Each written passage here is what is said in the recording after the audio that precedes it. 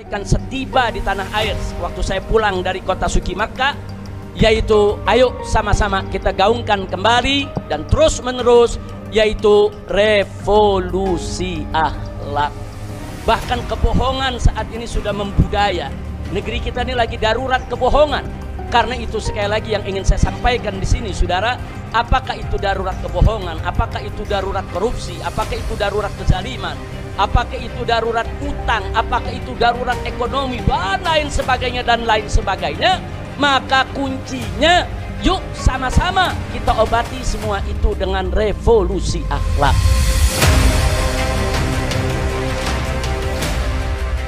PWG, KJD, sama Platka ini udah belajar gila nih, dia udah mepet-mepetin kita, tapi kita udah berusaha masuk ke tol arah ke Bandung.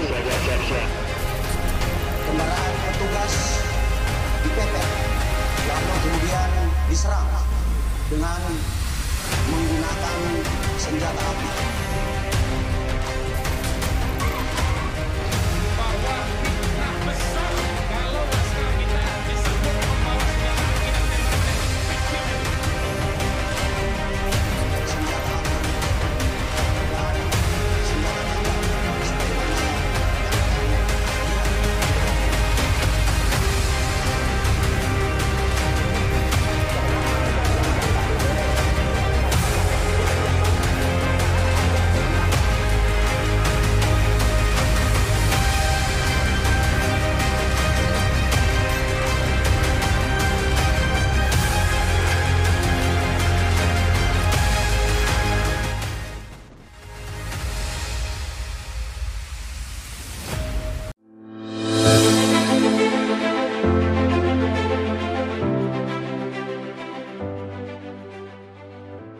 Kita nggak percaya polisi. Polisi kasih keterangan kita kepada publik. Publik kita ini udah ditipu juga kita ini kan. Kita dibohongin. Sebab kita ini hanya baca melalui medsos, Pak Mahfud. Dan keterangan resmi dari Mabes. Kita tanggapi ternyata salah. Jadi publik dibohongi oleh polisi. Maka mestinya Kapolri diberhentikan sementara, diambil alih oleh Menko Polhukam untuk menangani kasus ini supaya objektif dan transparan. Itu Pak Ketua. Terima kasih. Interupsi Ketua.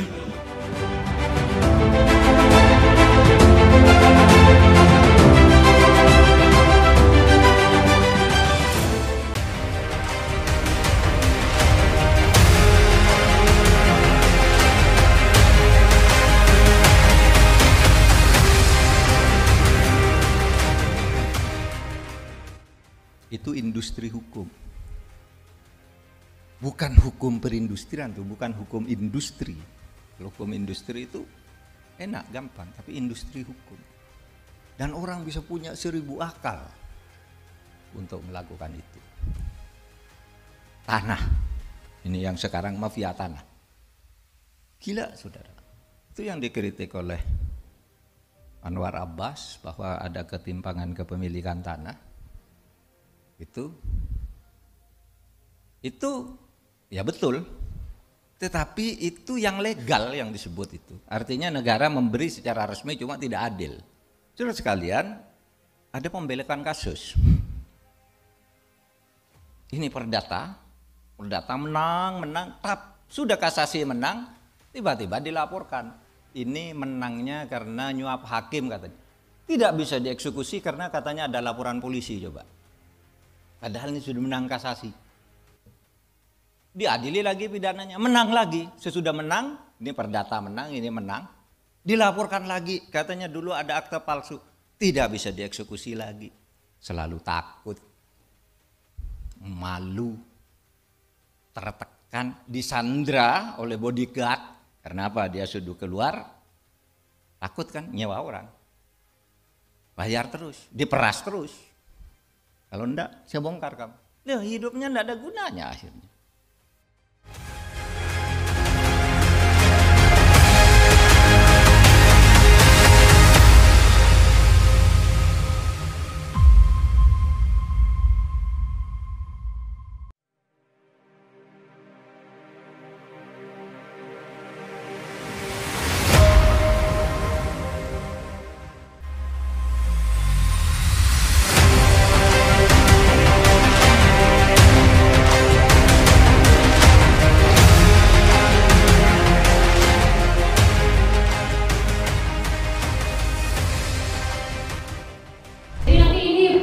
bagian terakhir ini, solusi ini tidak hanya disampaikan oleh narasumber yang tentunya dengan isunya, tapi silakan juga nanti masing-masing narasumber bisa memberikan masukan-masukan, karena tentunya beberapa pihak-pihak atau stakeholders yang kita ingin berikan masukan saling terkait gitu ya Bapak-Bapak ya. Jadi silahkan apabila nanti ada masukan saling menanggapi supaya nanti bisa terpenuhi langsung conclusion-nya. Kita dari kasus pertama dulu ya, terkait dengan kasus KM50, mungkin masukan yang bisa terpikirkan juga dari Mas Aziz, mungkin dari teman-teman narasumber lain juga bisa sharing.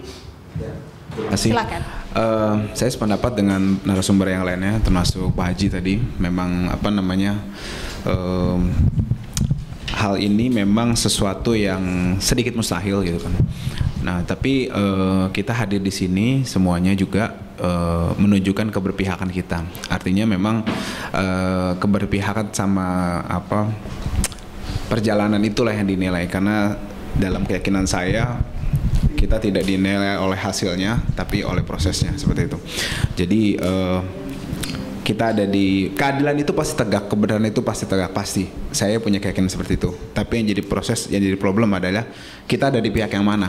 Ada di pihak yang melawan keadilan itu supaya tegak, atau kita ada di pihak yang berjuang untuk penegakan yang berkeadilan tadi di Indonesia ini, maksud saya.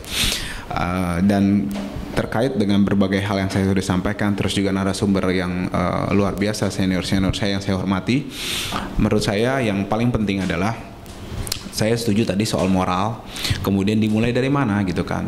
Jadi sebenarnya saya punya pendapat sederhana, kebenaran itu sebenarnya simple, yang sulit itu pembenaran. Jadi kalau kita mau bicara kebenaran itu sederhana kok, itu sesuatu hal yang secara naluri itu sudah ada gitu kan. Kenapa kita repot, ada bagaimana kita konstruksi apa, kenapa? Karena kita mau mencoba menafikan kebenaran itu, kemudian kita konstruksikan dengan pembenaran versi kita. Itu yang repot, dan itu memang butuh pemikiran yang ini. Karena kenapa? Yang pertama, kita melawan hati nurani kita sendiri. Yang kedua, kita melawan rasa malu terhadap kita yang berusaha untuk menafikan sesuatu kebenaran itu. Itu maksud saya, itu justru merasa kadang tanda petik saya rasa orang-orang yang tadi mafia itu menurut saya orang-orang tanda petik hebat ya, karena mereka sudah melawan nalurinya, kemudian rasa malunya, kemudian bahkan tadi sampai dia mau melaporkan orangnya itu gitu loh. Itu kan berarti PD-nya luar biasa gitu loh, maksud saya. Dan negara nggak boleh diam, harusnya seperti itu. Karena kenapa? Itulah gunanya negara. Kalau nggak kita autopilot aja ya repot gitu loh. Nah, karena itu makanya saya bilang bagaimana caranya. Saya punya pendapat lagi-lagi sederhana, segenggam kekuasaan itu bisa mengalahkan segunung kebenaran. Saya setuju tadi Pak Haji, kita bicara panjang lebar soal kebenaran, saya punya segenggam kekuasaan, selesai. Mau contoh, Pak Anies kemarin, saya bukan pro Pak Anies dalam soal pilpres atau pileg, enggak ya, atau pilihan gubernur, bukan.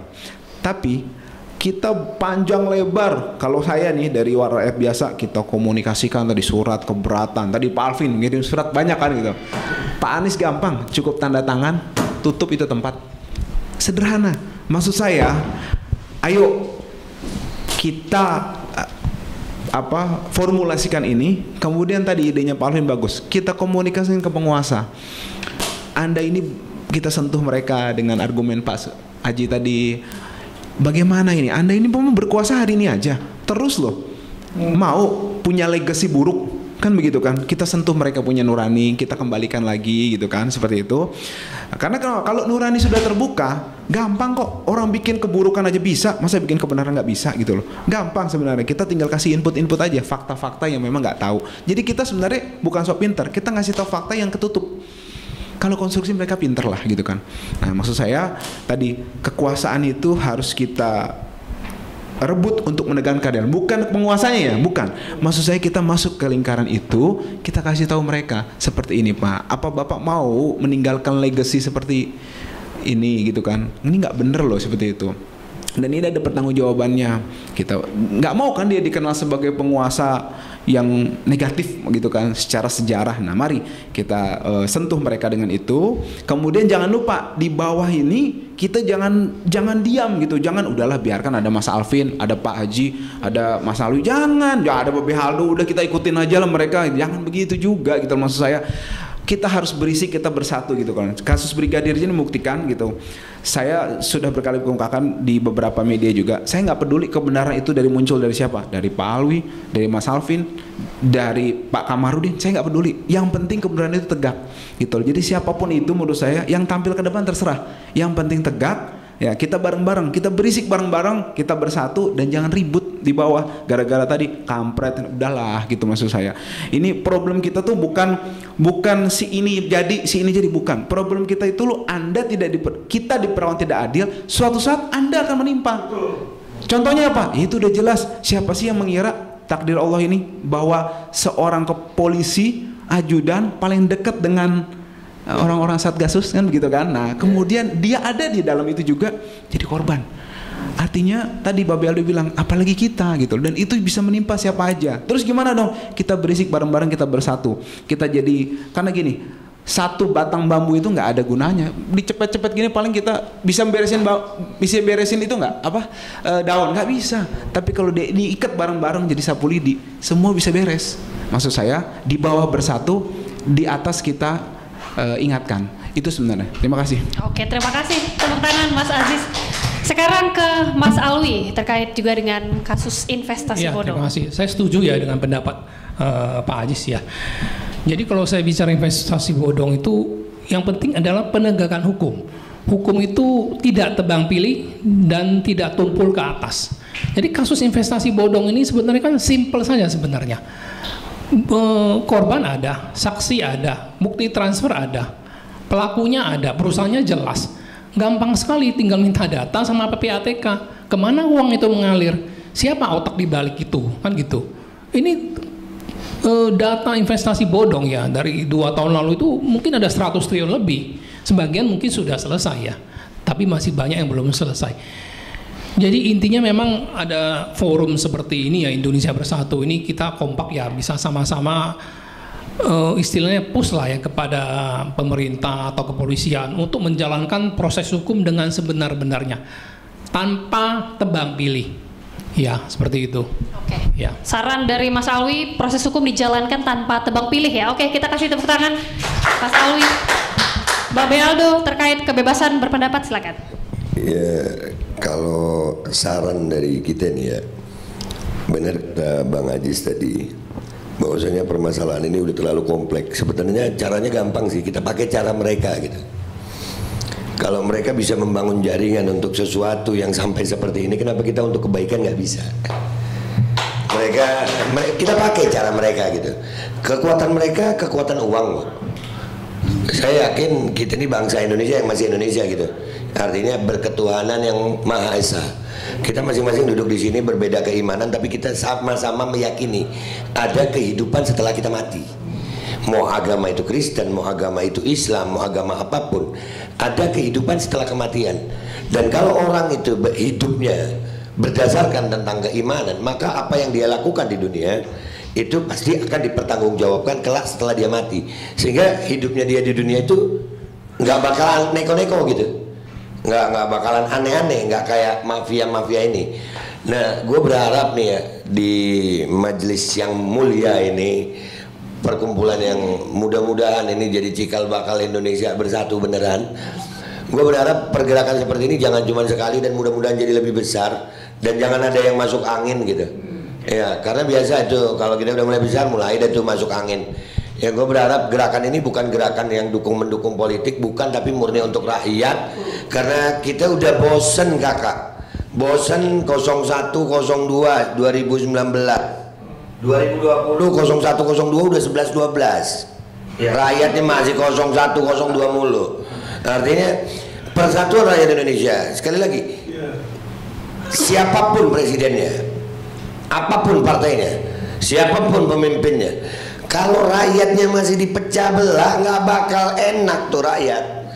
Ya, jadi dari forum ini, ayo dah bersatu deh. Kita tetap harus konsolidasi. Mudah-mudahan ini makin besar konsolidasi. Kita pakai cara Bang Aziz kekuasaan, kita sampaikan dengan cara yang surat menyurat. Walaupun kadang-kadang nggak didengar. Nah, ini ada cara baru. Gimana? Kalau surat menyurat nggak didengar, ya kita datengin sama masa yang nganterin surat, pasti didengar kok. Iya, jadi kita mau dengan cara-cara yang baik dulu. Kalau nggak bisa, sekarang kita udah bersatu, ayo. Yang ormas-ormas, Bapak tadi ada di ormas, udah capek Pak, kita Pak, baju hijau, baju putih, baju biru, baju merah putih kapan kan gitu. Nah, kita semua ormas kita gabungin, semuanya untuk kepentingan rakyat. Jadi mafia-mafia ini bisa mengakar sebegitu kuatnya di Indonesia.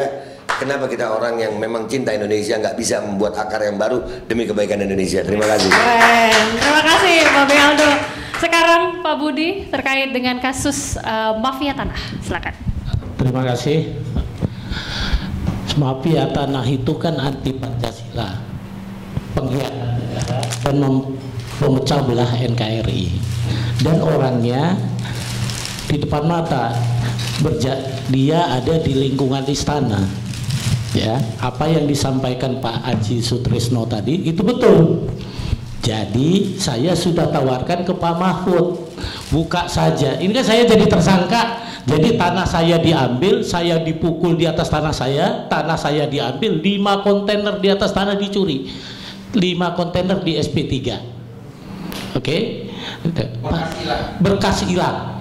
Jadi berkas tentang punya saya itu hilang di Polres Jakarta Barat. Ya, padahal sudah gelar perkara 2 Agustus 2017 dan penyidiknya dikenai sanksi kode etik 12 orang. Tidak jalan. Saya belum pernah dengar penyidiknya hanya 1 saja yang disidangkan, yang 10 tidak. Artinya apa? Kalau jeruk makan jeruk itu tidak mungkin. Jadi terkait ini ya, terkait ini fakta. Ini yang diceritakan tadi, itulah mafia gembong besar dan itulah musuh saya. Ya saya lawan. Saya tidak laku tawarannya. Saya hanya mau orang itu ditangkap. Datanya. Sini pelakunya anaknya. Nah, di media diputarbalikkan kemarin di media Indonesia bahwa Supardi Kendi Budiarjo dan Nurlela istri saya jadi tersangka. Ya, saya paham. Bagaimana saya jadi tersangka? 2017 sudah digelar perkara terhadap bukti kepemilikan saya. Tidak pernah menyatakan satu pun punya saya palsu. Di Menko Polhukam sudah digelar perkara. Menteri Dalam Negeri sudah gelar perkara. Di Menpan pun sudah digelar perkara. Tidak ada satu pun menyatakan mereka itu bawa bukti saya palsu. Tapi begitu yang dikatakan tadi, monyet disuruh lapor, dia pakai bukti cuman kertas kacang, bekas juga, saya langsung jadi tersangka. Pilihannya satu, lu nyerah atau penjara. Kan itu saja, itu betul. Jadi oleh sebab itu saran kita cuma satu, bahwa tugas dan wewenang kepolisian RI harus kita rekonstruksi ulang. Kenapa? Undang-undang penyidikan yang dulu sudah dibuat itu harus disahkan DPR. Kalau tidak, DPR adalah bagian pengkhianat negara ini. Kenapa? Karena penyidik itu seolah-olah kayak malaikat. Kekuasaannya sudah luar biasa.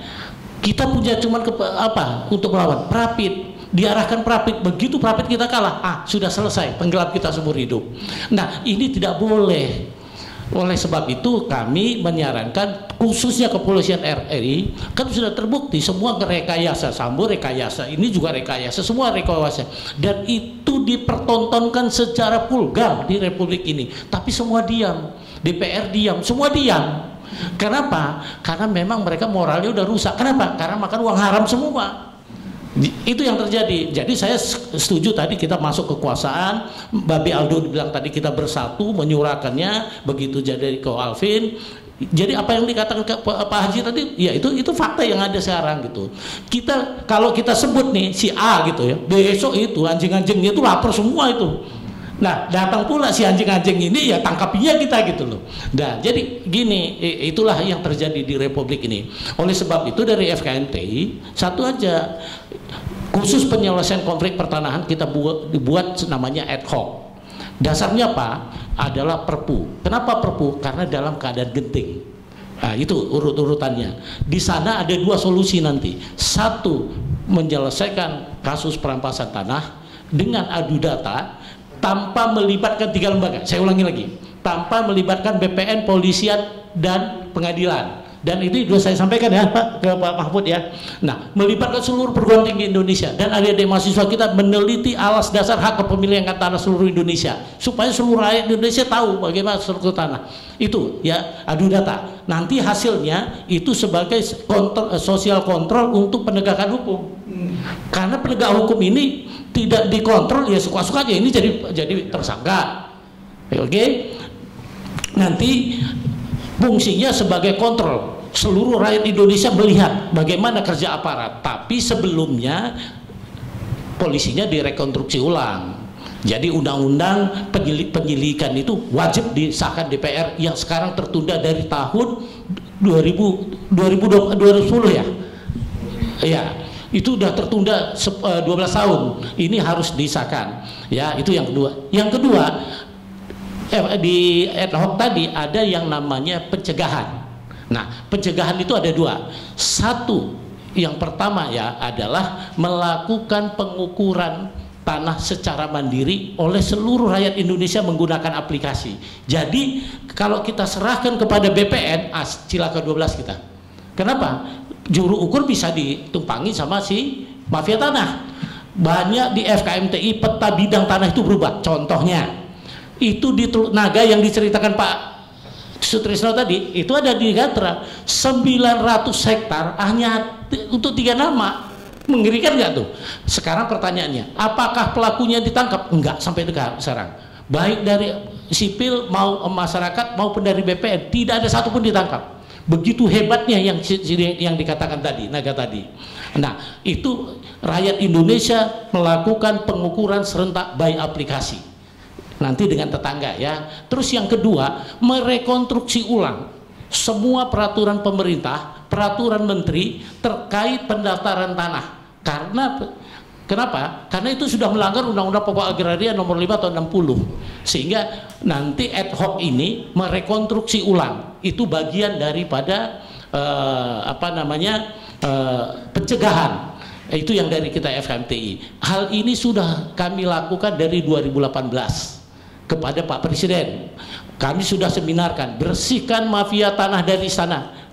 Itu bulan Juni 2018. Jadi sebenarnya masalah pertanahan ini sudah lama kita gaungkan, cuman karena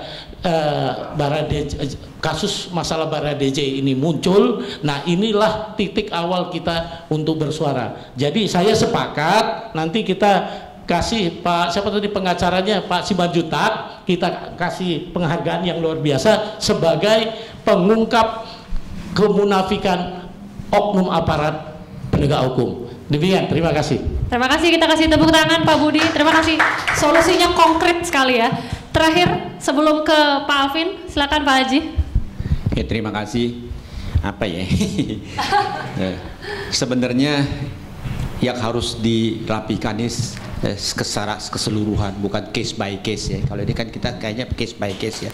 Kalau case by case ini ya kan kasino ya kan berantas, langsung diberantas. Tahu benar tuh polisi, lihai benar dalam sehari sudah tahu tuh berapa ratus titik. Nah, saya ceritakan pengalaman saya sebagai pengusaha. 30 tahun yang lalu, 35 tahun yang lalu saya pernah buka yang namanya judi Mickey Mouse. Ya. Siapapun juga penjudi ya kan, bandar judi ya kan, mau melakukan yang pelanggaran hukum harus lapor dulu. Nggak ada yang nggak lapor dulu. Ya kan, ini saya pelaku. Teman-teman saya mau nyelundup dari luar negeri, ya kan ya, dibayar dengan bea cukai, dengan pol kepolisian dan sebagainya itu lapor dulu, ya kan. Nanti pelabuhan ini merah, ya kan ya, pindah kita Priok lagi merah, pindah ke Merak. Nanti merah di sana pindah ke Semarang gitu. Jadi sudah terstruktur. Jadi kita jangan bicarakan case by case. Nanti 2 tahun lagi timbul lagi, jadi setahun lagi timbul lagi, ya kan. Harus kita benar-benar terus, ya kan. Kalau bicaranya masalah undang-undang ya, kalau orang yang nggak bermoral ya sama aja gitu. Ini aja nih saya bilang nih, ini kan HAM, orangnya ada berkuar-kuar terus. Ya dulu ketemu Kejaksaan Agung, ancam malah 1 minggu, nggak ada. Jadi gimana ini, ya kan? Apa kita akan lakukan seperti ini juga? Seperti yang Bapak bilang Pak Aldo, ya kan? Harus diperbesar, libatkan makin banyak orang yang mempunyai moral. Nah, nggak peduli dari doain gereja, ya kan, dari siapapun juga yang mencintai NKRI, mari kita bersatu. Kan begitu, ya kan? Jangan kita tabal sulam gitu, ya kan? Karena sekarang kayak KM 50, besok KM 50 lagi. Aduh, capek gitu. Ya kan KM 51 nanti. Ya kan kira-kira begitu. Hanya ini aja pencitraan, hanya ini aja, tapi tetap gembong mafianya dipegang oleh dia. Ya kan? Walaupun investasi bodong, walaupun narkoba, walaupun perjudian, satu tuh di atasnya. Lauta kalau orang bilang. Godfather-nya. Kan begitu, ya kan. Jadi itu dulu deh, ya kan. Nah, untuk hal itu mari ada ketindaklanjut, ya kan. Saya siap sponsorin, mau di hotel besar, mau berapa ratus orang, berapa ribu orang, kita jalan. Nggak ada masalah gitu, ya. Konkret, yang penting konkret. Kalau nggak buang waktu nih, jam segini kita nggak makan, jam segini kita kan kira-kira itu. Sebentar lagi Pak Haji. Serius, ya kan? Ya jangan buang-buang waktu gitu, talking on it dan nggak jelas. Makanya saya nggak pernah mau ikut seminar lah. Aduh, di Indonesia ini kita udah juara, bikin proposal, bikin seminar, gitu. Ya kan, tapi actionnya nggak ada, ya kan? Saya ngomong loh, ya kan, dengan Gus Ipul, ya kan, Sekjen NU, ya kan. Kita nih, saya kebetulan di NU sebagai benar. Kita di NU itu punya ruangan, ya. Ya kan, ruangan yang namanya tanda tangan akte PKS, ya, perjanjian kerjasama, ya kan, MOU, tapi udah gitu selesai, ya kan, segudang, ya kan, itu bukan di situ aja, di semua ormas. Yang actionnya nggak ada, follow upnya nggak ada, actionnya nggak ada, ngapain tuh pencitraan aja buang-buang waktu. Nah itu harus dirubah gitu. Dan ngomong jangan salah, kita ini kalau bikin proposal juara, mungkin juara dunia, ya kan.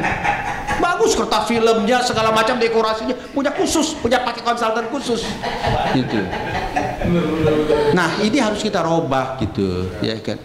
Jangan kita hanya ini nggak apa-apalah, kita pakai bungkus kacang, ya kan. Tapi bisa kayak mereka, ya kan. Bisa menjarakan orang. Ya kan? Itu aja ya pesan saya. Terima kasih. Terima kasih. Tepuk tangan Pak Haji. Baiklah, terakhir itu tadi kita sudah mendengarkan bagaimana saran dan juga solusi yang disampaikan oleh masing-masing narasumber, luar biasa sekali. Dan sebagai penutup kami persilakan Pak Alvin sekaligus juga sekalian menutup ya talk show Indonesia Bersatu kita pada hari ini. Silakan. Jadi solusi pertama itu tentu undang-undangnya harus dibentuk, diperbaiki ya. Jadi undang-undang kita ini banyak loophole-nya yang menyebabkan aparat penegak hukum itu bisa bermain dan tidak dipenalti. Maksudnya itu kayak contoh kepolisian, nggak ada sanksinya. Jadi misalnya dia bilang nangkep harus kasih pemberitahuan, mulai penyidikan harus kasih SPDP ke jaksa. Nah, kalau dia nggak kasih dalam 7 hari, terus apa sanksinya buat mereka? Kagak ada. Di situ nggak ada sanksi yang mengatur. Sehingga apa? Sehingga dia pikir nggak ada sanksi, bodoh amat saya langgar ya. Jadi ini nomor satu, kalau menurut saya itu harus ditambah itu, memberikan sanksi yang berat, baik pidana maupun perdata maupun administratif kepada aparat penegak hukum yang melanggar aturan hukum dalam proses penegakan hukum. Jadi kalau dia melanggar, ya kan, pidana kalau perlu lebih berat. Jadi kalau pemalsuan ke orang biasa 6 tahun, ke aparat penegak hukum 12 tahun gitu loh. Ya biar jerah dia, ya kan. Kalau enggak nanti ya dia rekayasa sekali, dia rekayasa 2 kali 3 kali. Itu satu yang menurut saya harus kita iniin. Kedua, kalau kita bicara sisi moral, ya kan, perbaikan moral itu, penerimaan polisi, penerimaan aparat penegak hukum itu harus melalui proses ya kontrol mental dan psikologi yang benar-benar tuh tajam kalau menurut saya ya. Jadi harus secara analisis banget, nggak bisa sembarangan, nggak bisa oh bapaknya jenderal udah langsung masuk, nggak bisa itu ya. Jadi 2 penyeleksian yang lebih ketat, menilai berdasarkan moral dan mental di situ. Kalau dalam sisi mafia tanah, menurut saya ini secara sistem ada satu yang memang harus diadopsi, yaitu adanya asuransi sertifikat, asuransi title. Di negara-negara berkembang itu seperti Amerika itu ada yang namanya title insurance, di mana asuransi itu mengcover tentang keabsahan, sehingga setiap orang yang jual beli tanah atau jual beli rumah atau jual beli gedung properti itu dia harus membayar premium sepersekian persen dari nilai aset yang dia beli. Ya misalnya 1% gitu. Jadi kalau harga dia beli rumah harga 1 miliar ya, ada asuransi sertifikat misalnya 1% dia bayar 10 juta buat asuransi. Kayak mobil aja gitu, misalnya kan ada asuransi liability. Nah gunanya untuk apa? Kalau nanti ada sengketa, ya kan, nanti ada sengketa, si A udah beli, dia bilang ini bukan punya si A nih, ada si C yang gugat di situ, sehingga si A ini ternyata digugat kalah di pengadilan. Nanti perusahaan asuransi lah yang akan membayarkan itu kerugian. Ya, jadi karena perusahaan-perusahaan luar negeri itu dia udah tahu. Kadang sering terjadi administrasi error. Jadi misalnya orang ketika jual ternyata dia ngakunya belum nikah padahal udah nikah. Sedangkan istrinya punya hak nggak dikasih tahu. Nah, kesalahan kayak begitu kan bisa mempengaruhi gugatan. Nah, hal seperti itulah yang nanti akan di-cover oleh asuransi. Ya, jadi ini sebenarnya sebuah instrumen yang bisa membantu nih untuk nge-gap terhadap kesalahan seperti ini. Jadi kalau ada mafia-mafia yang dirugikan nanti itu adalah perusahaan asuransi, sehingga nanti yang fight terhadap mafia itu bukan lagi masyarakat kecil, tapi the big insurance company yang dia merasa dikerjain gitu loh ya. Jadi menurut saya ini sesuatu hal yang bagus, istilahnya transfer resiko, risk transfer di situ. Dari saya sih, menurut saya itu sih tambahan untuk solusi yang nanti kita bisa tulis, kita bisa berikan ke pemerintah gitu loh ya. Karena kalau dijalankan, saya yakin akan lebih baik negara ini. Baik, terima kasih teman-teman. Kita berikan tepuk tangan sekali lagi dan terima kasih. Terima kasih untuk seluruh narasumber. Terima kasih Mas Aziz Yanuar, terima kasih Babe Aldo, Haji Sutrisno Lokito, kemudian Mas Alwi Susanto, kemudian Bapak SK Budiarjo, dan juga tentunya terima kasih Pak Alvin yang tadi sudah mengemukakan bagaimana permasalahan termasuk juga solusi yang kemudian bisa diberikan nanti kepada stakeholders, kepada pemerintah dan juga kepada seluruh pihak-pihak. Mudah-mudahan ini bisa didengarkan sehingga tentunya bisa tercapai segala permasalahan bangsa ini bisa terjawab dan kita semua bisa tentunya melihat bagaimana persoalan-persoalan ini bisa terselesaikan. Dan demikianlah teman LQ dan juga sobat LQ atau LQers, Talk Show Indonesia Bersatu pada hari ini. Terima kasih sudah menyaksikan dan saya Gita Mahlika mengucapkan terima kasih. Sampai jumpa. Kepercayaan atas kinerja Polri kian hari semakin berkurang. Tidak sedikit pihak yang mencoba mengkritik instansi penggerak negara tersebut. Baru-baru ini telah jatuh salah satu korban di dalam instansi kepolisian yang kedudukan ini berada di lingkaran penting, salah satunya itu petinggi Polri. Brigadir Joshua menjadi salah satu korban atas semena-menanya kewenangan yang dilakukan oleh petinggi Polri tersebut. Dari fitnah yang disebarkan di muka publik, hingga rekayasa pembunuhan yang dialaminya ditujukan untuk menutupi dan menghilangkan fakta dan boroknya pihak-pihak terkait. Tidak hanya itu, bila kita telusuri lebih dalam dan kilas balik kasus penembakan 6 anggota FPI di Tol Cikampek ternyata patut dipertanyakan kebenarannya. Hal ini penting untuk selalu diingat karena terdapat tokoh yang sama dalam penanganan kasus ini, yakni ex-Kadif Propam Fedy Sambo yang kini statusnya menjadi tersangka dari tindak pidana pembunuhan berencana Brigadir Joshua. Bahkan ex-Kadif Propam tersebut juga ada di balik penyelesaian kasus kebakaran Kejagung tempo hari. Banyak pertanyaan besar yang muncul atas kejadian tersebut, dari dugaan puntung rokok yang menyebabkan kebakaran hingga pihak-pihak yang akhirnya disangkakan atas akibat kebakaran tersebut. Kejadian kebakaran Kejagung ini banyak dikaitkan dengan kasus penyiraman air keras ke salah satu ex-penyidik KPK, yakni Novel Baswedan oleh banyak pihak yang bertanya-tanya. Banyaknya proses penyidikan yang ditutup-tutupi dan menimbulkan asumsi yang kusut ini membuat masyarakat semakin mempertanyakan kualitas dan integritas Polri sebagai salah satu instansi penegak keadilan. Hal ini sangat dirasakan oleh ratusan bahkan ribuan korban investasi bodong yang proses penyidikannya ini masih mandek. Proses sekuritas, Minapu, Narada, Mahkota, dan Millennium merupakan segelintir kasus investasi bodong yang mandek. Apa mungkin karena ada pihak-pihak penting di dalamnya? Ternyata keterlibatan pihak-pihak tertentu ini sudah lama eksis. Hal ini dilihat dari maraknya kasus-kasus sengketa tanah yang di dalamnya terdapat jaringan mafia tanah, yang patut diduga juga terdapat aktor-aktor berpengaruh di dalamnya. Terhambatnya penyidikan kasus mafia juga patut dipertanyakan. Apakah benteng terakhir pencari keadilan telah runtuh?